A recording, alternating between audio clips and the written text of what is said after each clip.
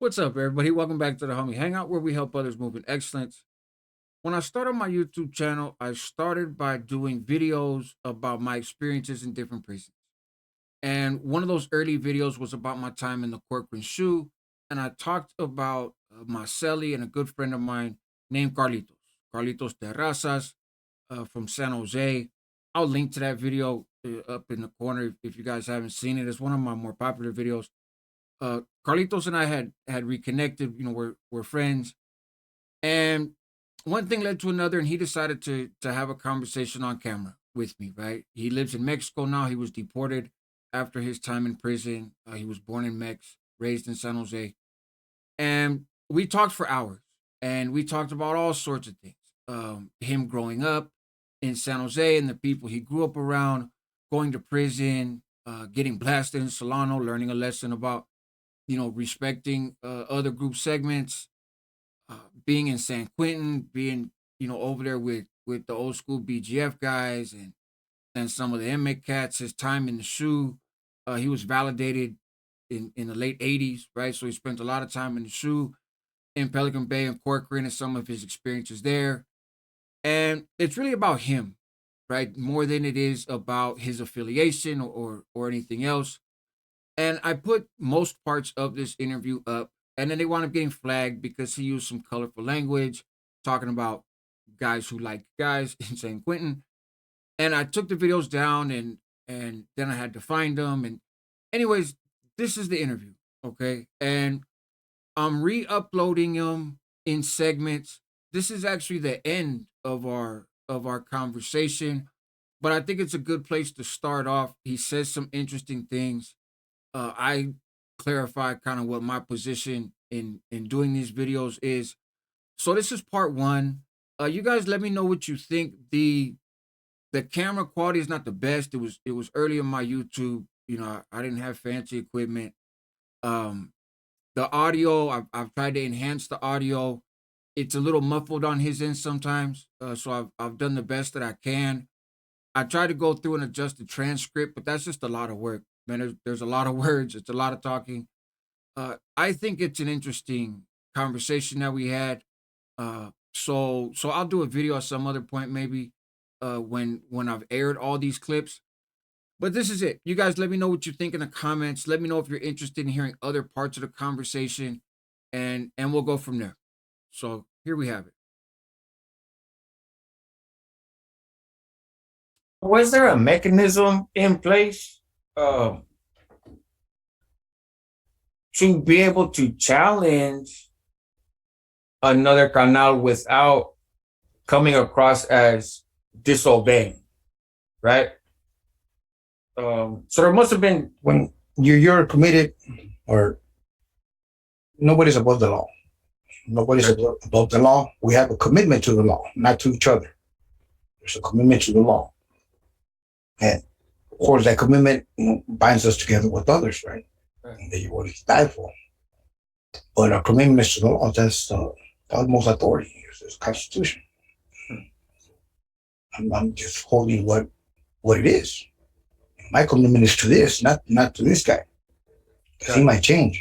This paper, it's already there. It's something that we came for. We came together. So I'm not challenging nothing. I'm challenging his interpretation of it. Gotcha. Right. Everybody interprets everything different. Cup half full or half empty. See it either way. But yeah, when you have the ability, not the ability, but when you have the experience, others, if I can just go along with it. I can just go along with it. Have a brother reprimanded or killed or something. When really, how you can't live with that. I cannot live with it. I cannot live with that without saying or doing something for him. Because the guy's there, maybe he's blind, maybe he's not all there, 5150, whatever. But my job is to protect him. It's protect him. My job is not just to open up the way, to pave the way. That's part of your duties, but also your duty is to protect your brother. That's that to heart. especially with the lack of education that goes around. Some people might read the Constitution and not even understand it. And you got in trouble. I don't want to say in trouble, but from what I remember, you had some situations where you spoke up on behalf of people or defended people that were under your guidance or whatever, that didn't go over real well. That wasn't always received by other people. Yes, that happened a lot of times, especially there at C5. I always say, you know, that's my job. That's a commitment I made. I don't just sit around and watch people get abused. You condoning it like you participating in it. Not saying nothing is you participating in it. I just leave it a big lie. I look at myself in the mirror. I look at myself in the mirror every day. Right. I don't live a lie. What it is. I gave all my effort. I gave all my effort. If others didn't give it, sad, because my brothers died. Brothers died out there. And something that I respect a lot. Respect somebody going out there putting it down because I know it's hard. Right. And not all of us are built for that. And even when you do it, you still do it kind of walking eggshells. Yeah. When you do it. And that's just a tribute to it. Doing the right thing. Those that indoctrinated you, those that took time to teach you and to cuddle you and to bring you close. That's something that you have to respect. So now, I don't know what the hell they're doing. But they're not bringing them in prepared. They're just bringing a bunch of fools just trying to do it. They want me to build something when I never built it. I don't know what the hell they're trying to build, but they give me I'm the guy in charge. Makes no damn sense. And people, they just, not all of them, not a lot of them, but as we see, it's not something that I'm just saying or that I just figure it out. We see through all the indictments, so many people just, bailing out, giving up information and giving the other guys, dang, there's some good brothers that end up with a lot of time. Mm-hmm. There's a lot of good brothers. They were led correctly. They'll still be out there functioning with their families and having a good time and making money. Right. A bunch of idiots leading them, and that's what happens. Look how many times we got 10, 15, I lost count already. Yeah. And that's our own fault. And we're as strong as our weakest link. Yeah, because you hear, so the word politics gets thrown around a lot, right? It's politics. And you hear of situations where somebody tries to stand up, right? And they are being faithful to the teachings, right? But they're hurting somebody's ego along the way, right? Or they're showing faithfulness to the teachings, but they're not showing faithfulness to somebody that has some sort of status or authority or whatever. And they wind up losing their career, right? Yes. Independent of the status that they had, right? It's not always an imbalance, and it's chalked up to, hey man, it's politics, right? So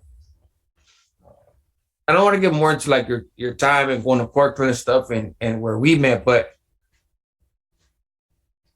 why do you think that you were able to assert yourself the way that you did, right? And you did not become a victim, for lack of a better term, to dirty politics, right? Yeah. Well, a lot of people, I'm a nice guy. I think I'm a nice guy. I think you're a nice guy. A lot of people take a liking towards me. very humble, and very just doing my thing, just doing my thing, not stepping on nobody's toes. But if you put your foot right in front of me, of course I'm gonna step on it. You want to step down, get the hell over there on the other side. But I, a lot of people know that the way I am, that the way I do things, even as a younger age. So they took a liking towards me. So it's when you have a lot of people knowing who you are. Remember, I was in C5 and Chuco used to go, he was in A pod, I was in B pod, he was talking in the yard. He used to call me old man Carlitos. So, he go to the mall library or whatever, and they send me my regard, hey, give my regards to Carlitos, He always thought I was like older doing it. We were talking about age, and he's actually older than me. He goes, man, that's how you roll. He said, oh, shit. I never told you my age. And Right. I said, no, everybody always sends their regards to you. I've walked there, and I have a job to do, but I'm all, I don't have to be an asshole about it. Right. And, some people took a liking towards me. And that's what helped me out a lot. Still helps me a lot, make up. Right. Yeah. That it was so when you're a person, when you're known, it's kind of hard for them to kind of throw stuff on you. Right. So everybody's gonna be saying, no. I don't believe this, or I don't believe that. It's kind of harder, and I think that's what helped me out a lot. Being courteous opens up a lot of doors. Sometimes doors that you didn't even know they were there. Yeah. I think that's and there's a good life lesson there, independent of prison and politics and affiliation and stuff, right? When you run around with a chip on your shoulder and you run around feeling like everybody owes you, then you're much more likely to find yourself in a wreck. Yes. So when did you wind up leaving from the Bay to Corcoran? It was just out of the blues. It was out of the blues that they called me. But when was that? Like, that was like in 2000? 2000. 99 or 2001, somewhere around there. Okay. So let's do this, man. I know you're busy. This is a very rare and unique opportunity for the viewers to get to hear from somebody who still has the same commitment, right? To the cause and the movement that you committed yourself to decades ago. And so I'm looking forward to the next one, man. For now, we'll go ahead and end it. Yeah. Well, there's one thing, there's a lot of stuff that happens, a lot of stuff that's happening now, and discourages a lot of people.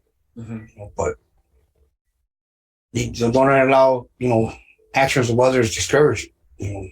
What you believe in, or what you feel inside.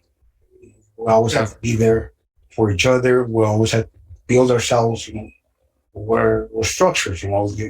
Building a structure, you have to be a solid structure, and that's what the structure was all about. Right. No, absolutely, and I want to unpack that a little bit more and kind of pick your brain a little bit on that, right? And that's something that we've talked a lot about.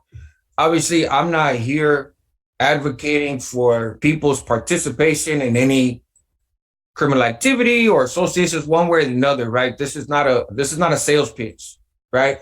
It's more just reflections and experiences and your reality. And I appreciate you taking the time to share that. So we'll wrap this up. It's the Homie Hangout, where we help others move in excellence. If it's your first time here, I encourage you to look around. There'll be some links to some other stuff that we've done. And until next time, man. Again, Carlitos, I really appreciate your time, man. You're a good Lots fighter. of love for you. And so we'll pick this up again, bro. You stay safe, huh? Sí, igualmente, brother. Okay. I can know. All right, bro.